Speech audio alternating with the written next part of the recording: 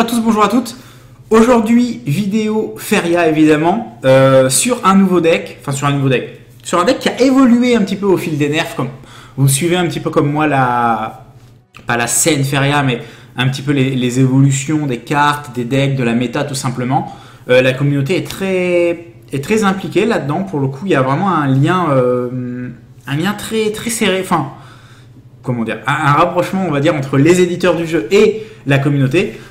Et donc, en fin de compte, dès qu'il y a un deck un petit peu trop fort, une méta un petit peu trop déséquilibrée pour le coup, ils font les nerfs par rapport à ça. Et le jeu a une réactivité quand même qui est très, très intéressante. Et ce qui fait aussi pourquoi on l'aime, tout simplement.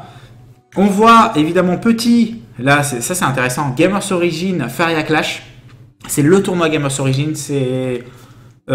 pour les dates, je sais plus, là on est le 12 actuellement, c'est un petit peu plus tard, voilà, c'est genre fin de semaine, et sinon, voilà, si vous regardez cette vidéo dans 1 an et demi, évidemment, le tournoi est passé, mais il y aura certainement d'autres tournois, évidemment. C'est un énorme tournoi, il y aura Colento, il y aura tout le monde, donc voilà, vous pouvez vous inscrire, c'est magnifique, c'est sur le site Feria, sur l'écran principal de Feria. Je vais tout de suite vous montrer le deck, donc c'est le mono jaune. Donc mono jaune, évidemment, il a évolué. Au début, c'était un deck très très agressif. Ensuite, il y a eu des versions un peu plus contrôle. Moi, j'ai toujours aimé la version un peu mid-range avec les yaks, un mid-range contrôle un petit peu entre guillemets. Et là, maintenant, on est sur une liste qui est vraiment full contrôle pour le coup. Vraiment, elle est très très très contrôle. Elle est absolument pas agressive. Bon, vous allez me dire, ouais, mais il y a 3 Wind Soldier. Ok, mais les Wind Soldier, la plupart du temps, tu l'utilises en tant que blast pour mettre 3. En fin de compte, soit tu finis l'adversaire en le mettant 3, soit tu es là pour trade les créatures, tu récupères 1 voire 2 Feria, tu trades une créature. Avec Shaitan Vampire, ça fait des combinaisons de 5 dégâts, c'est plutôt pas mal. Donc voilà, c'est vraiment une carte de contrôle. Queen aussi, c'est une carte de contrôle. Donc voilà, le deck, on voit un défenseur. À partir du moment où tu joues défenseur, c'est vraiment que tu es quand même bien basé sur le contrôle. Kalim aussi, Kalim Solower est uniquement là pour contrôler les Feria, voilà, tes Feria ou les siens.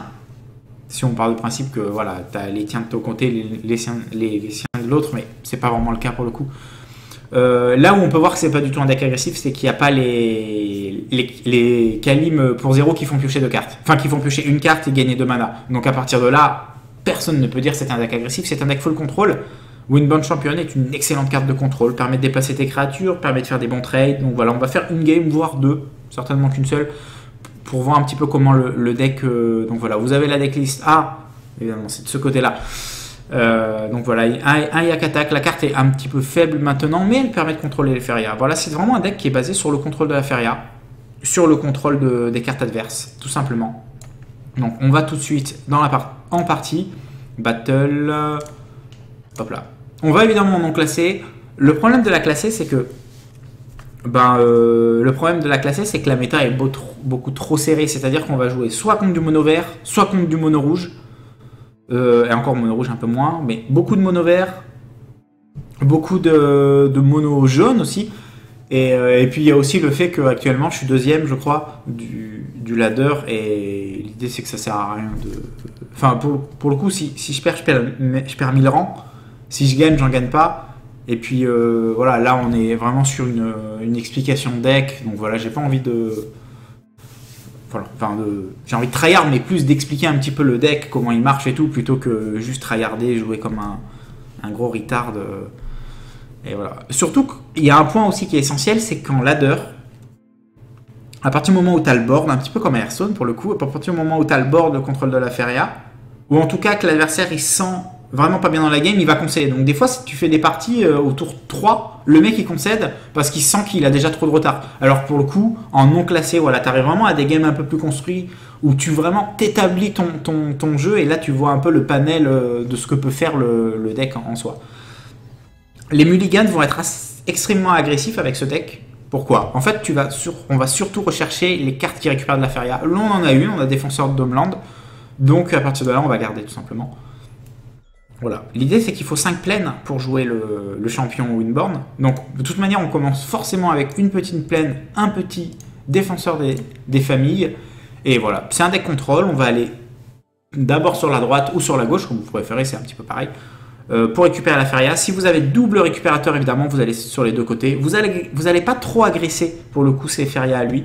Donc là, c'est pas mal ici, parce que ça vous permet de faire terrain là, terrain là. On récupère la feria ici. On le met ici pour récupérer la deuxième feria. Et là, à partir du tour 3, donc, on va être vraiment en situation où on récupère nos 3 manas de base, nos 3 feria de base, nos 3 terrains, plus 2 feria. Donc 5 manas par tour, ça nous permettra presque de piocher des cartes. Bon, après, il nous faut Nightmare, ça coûte 3 manas, mais Obélisque, intéressant. Bon, l'Obélisque, maintenant, on le sait, c'est quand une créature à lui, il a été nerf, évidemment. Nerf ou up en fonction de certaines personnes. Je trouve que c'est un nerf pour ma part. Donc voilà, petite plaine, on avance pour récupérer la feria. Maintenant, on reste là, en statu quo, comme on dit. Lui, il récupère qu'un feria par tour, nous, on en récupère 2. Ça, c'est une carte plus ou moins morte, dans le sens où on a quand même des grosses créatures, donc les siennes ne vont pas forcément faire vont pas forcément bouffer les nôtres, et pour le coup, il va pas forcément récupérer de mana. Voilà, on va pas lui donner, évidemment, un Kalim's Follower. La carte n'est pas faite pour agresser dans ce deck-là. On le voit, hein, on n'a pas de 6-5... la 6-5 neutre, par exemple. La carte des forges là, on n'a pas la 6-10 pour 9 qui était à 8 maintenant, qui est à 9. Donc voilà, on a Shaitan, on a que des cartes de contrôle. Évidemment là il s'avance petit à petit vers ma base, on n'est pas pressé.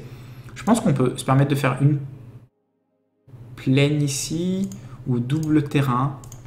On n'a pas encore le Windborn Champion. Est-ce qu'on est pressé de le jouer? Pas spécialement. Je me demande s'il ne faut pas juste, voilà. Évidemment là, il n'a encore rien joué du côté droit, donc on pourrait se dire ok, on va l'agresser du côté droit. Tout simplement. Essayer de mettre une plaine ici. Et l'idée, c'est un petit peu comme quand on joue mono rouge. Je ne sais pas si vous connaissez le deck mono rouge.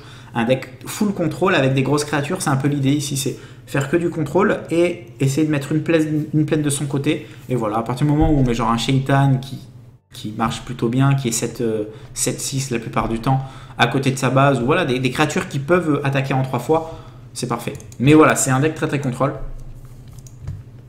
Extrêmement contrôle. Lui, c'est un petit peu le deck à la mode, ça, le mono rouge burst comme ça. Il est très fort ce deck. Hein. Et là, voilà, on en parlait ici. Donc, on fait une plaine évidemment à côté de sa base. On fait un petit Shaitan Vampire pour drainer. Donc, en plus, on lui cut la feria du prochain tour. Donc là, c'est nickel. Ici, bah, il peut toujours pas attaquer notre 2-4. Voilà. On pourrait Nightmare la 5-4 pour lui voler encore un feria. Parce que là, il va en récupérer 2 au prochain tour. Donc, Nightmare, on considère que c'est comme s'il coûtait 4 mana en fait. Parce qu'on lui en enlève 2. Ça pourrait avoir du sens. Après, c'est peut-être la créature la plus faible qu'il ait dans son deck. Mais je pense qu'actuellement, c'est bien de se mettre dans une situation où on a vraiment envie d'avoir une avance considérable sur lui en feria. Voilà. Là, il a que 9 mana. Moi, j'ai que 3, donc on va dire qu'il n'y a que 6. Donc évidemment... 9 moins 3, moins 6, mais là, on va être intelligent. 9 moins 3, moins 6. Oh, le mec est nul en maths, quoi. Bon, si vous avez regardé mon stream un petit peu avant cette vidéo, vous avez pu voir que je suis nul en maths. Quand cette créature... Ok, c'est pas mal. C'est pas mal, mais c'est fort. C'est très fort. Extrêmement fort. On va piocher. Là, on va piocher, on n'a pas spécialement de solution. Windborn peut être intéressant. Pourquoi? On ne peut pas le jouer évidemment, mais il aurait pu être intéressant. Ok, quand il prend des dégâts, il en met autant. Oh là là, le drame. Oh le drame. J'ai rarement vu un drame comme ça. Non mais sans déconner. Bon évidemment on va le trade, on est obligé, mais on reprend 7 quoi. Ça pique un peu. Est-ce que j'essaye de lui voler la feria ou je reste là?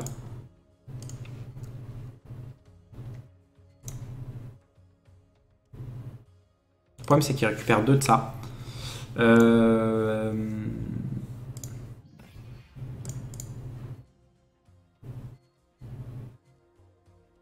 va rester comme ça. Bon, ça nous récupère 2 points de vie.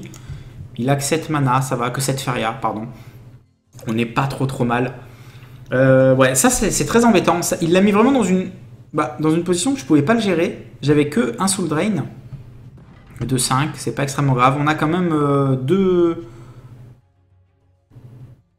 Ok. 2 trucs qui détruisent une créature à 3 au moins. On pourrait piocher, mais ce serait un peu gamble si on l'a pas pour le coup. Alors qu'on a peut-être envie d'avancer vers notre Windborn. Je pense qu'on va avancer vers notre Windborn tout simplement.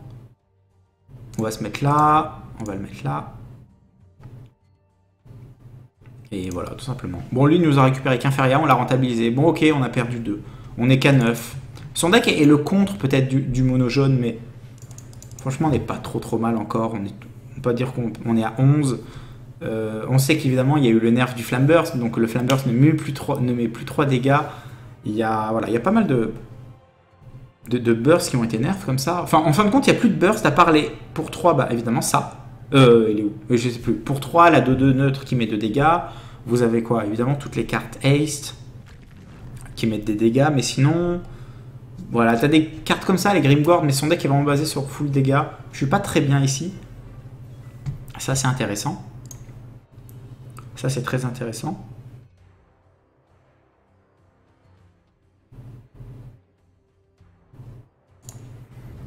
Très intéressant.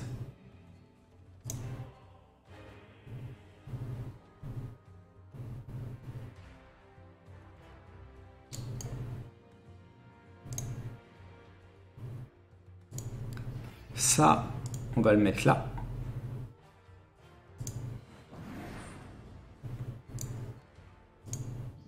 Ça, on le met là. Là, au moins... Ok, 0,5, 0,5. Le problème, c'est que dès qu'on va l'attaquer, dans tous les cas, on va prendre 2. L'idée, c'est que... Je pense qu'on va rester là-dessus, ici. Je pense que c'est pas mal. On est sur un compromis qui n'est pas dégueulasse. On reste là-dessus et... le problème, c'est que là, moi, il faut que j'arrive à le tuer en, on va dire, 2 attaques. Ça, je pourrais pas le tuer au prochain tour. C'est le gros problème ici. À moins de piocher, évidemment, notre anti-bête. Ouais, ça va être difficile. Par contre, l'idée, c'est que il a 0 d'attaque. Est-ce qu'il peut attaquer? C'est ça, en fait, le truc. C'est que cette situation, je l'ai jamais vue, en fait, depuis que je joue. Est-ce qu'une créature avec 0 d'attaque peut attaquer? On va voir.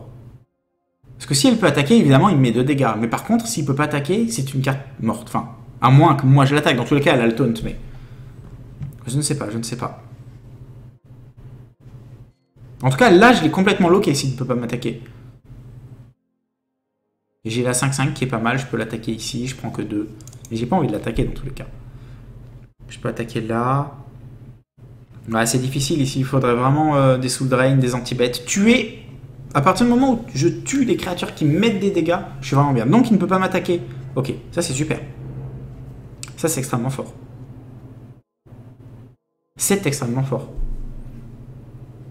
L'idée, c'est de faire Nightmare là.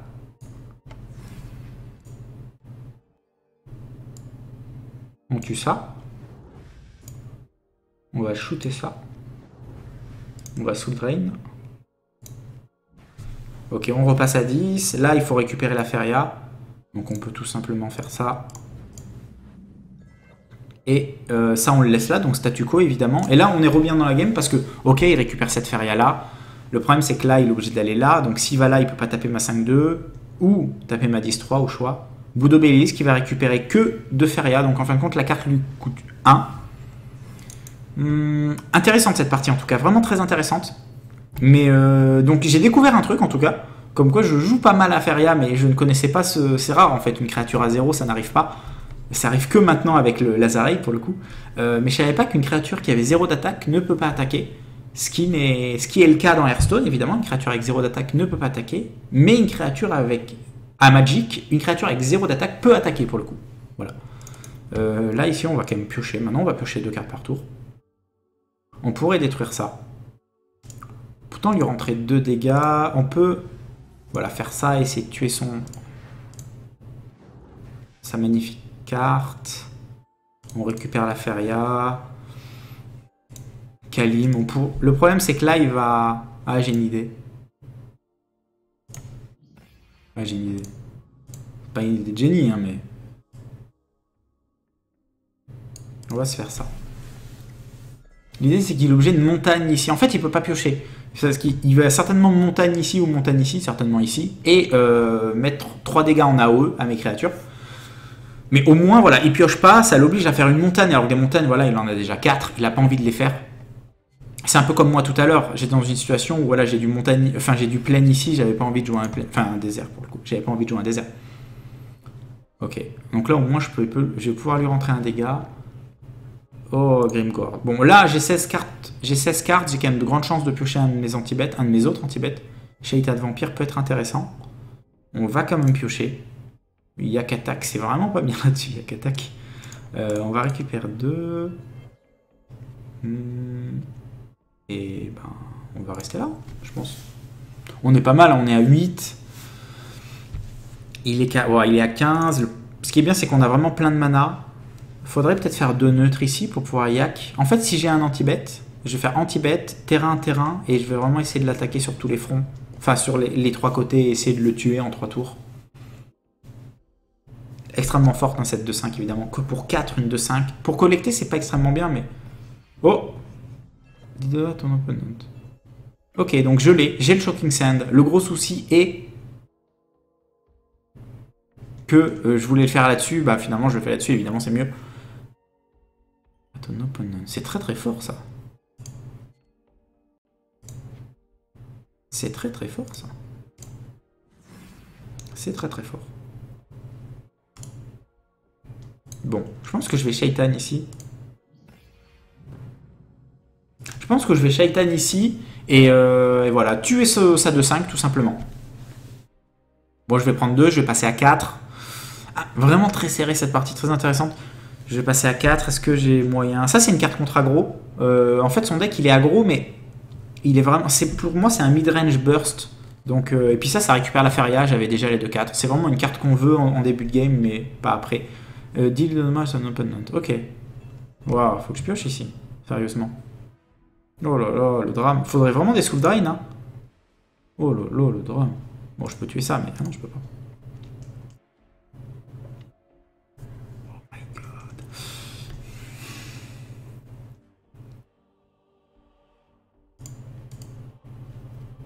Ok, c'est pas grave. Enfin, si.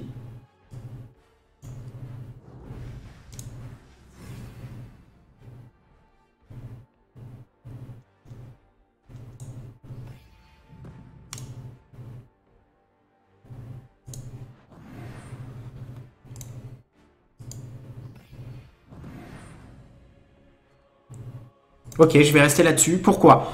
La 4-2, évidemment, il est obligé d'attaquer ma 2-4. Je vais être à 2 points de vie. 2 points de vie, c'est pas fou, mais c'est pas perdu. Tour d'après, je n'ai pas le létal. J'ai 7.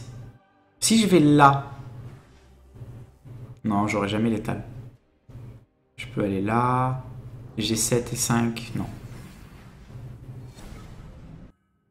J'ai pas trop compris ce qui s'est passé. Ok. Il peut attaquer avec 10-0-3, a priori? J'ai pas exactement compris ce qui s'est passé. Bon, je suis complètement nul en fait, mais essayez de m'expliquer un petit peu dans les commentaires ce qui s'est passé pour le coup là, parce que sa créature a pu attaquer à la fin, quelque chose comme ça. En tout cas, je vous remonte la decklist, elle est très intéressante. Donc voilà, c'est une des decklists avec lesquelles je suis arrivé à me placer deuxième du ladder. J'ai joué rouge, j'ai joué une autre version. Évidemment, le nerf a été hier, donc là c'est la version post-nerf, donc vraiment la dernière version à jour du deck mono désert, vraiment full control pour le coup celle-ci. Le mauvais match-up évidemment, c'est le deck rouge mid-range burst. En fait, tous les decks qui ont du burst vont nous embêter parce que nous, on est un deck très très lent. On veut gagner sur le contrôle de la Feria. Et en fin de compte, le deck rouge, il s'en fout de la contrôle de la Feria. Il est juste là pour mettre des bursts avec des 2-5, ce genre de choses. Les decks bleus sont un très bon match-up, évidemment. Toutes les decks avec des grosses créatures sont des bons match-up. Là, pour le coup, il y a un deck avec que des créatures moyennes. En fait, c'est le deck rouge. C'est un espèce de deck avec que des mauvaises cartes sur le papier, mais qui grignotent les points de vie. Et pour nous, c'est horrible de grignoter les points de vie. En plus, dans cette game, on a vu qu'un seul Souldrain et je joue 2 Shocking Sand, j'en ai vu qu'un ultra tard. Donc voilà, j'ai pas eu tous mes anti-bêtes, mais en tout cas, ça vous a montré un petit peu comment était le deck. Voilà, j'espère que vous allez le jouer, que vous allez vous éclater en ladder et monter peut-être God ou même top ladder, ça pourrait être sympa en tout cas de jouer contre vous. Évidemment, nous on se retrouve sur les prochaines vidéos YouTube et sur Discord parce que je sais que voilà, enfin de plus en plus je m'y mets un petit peu sur Feria, le chat Discord, que ce soit FR ou Inter est vraiment très intéressant et très actif surtout. Voilà, il y a tout le temps des gens qui parlent. Quand tu connectes pas depuis 1 heure, tu vas sur Discord, tu as au moins 1000 messages derrière. Enfin, pour parler de la méta, pour parler des decks, des nerfs, de plein de choses, c'est super intéressant. Vraiment, c'est une super idée qu'ils ont eu les éditeurs de Feria de créer comme ça un Discord pour le jeu. Je vous fais plein de bisous et à très bientôt. Ciao, ciao!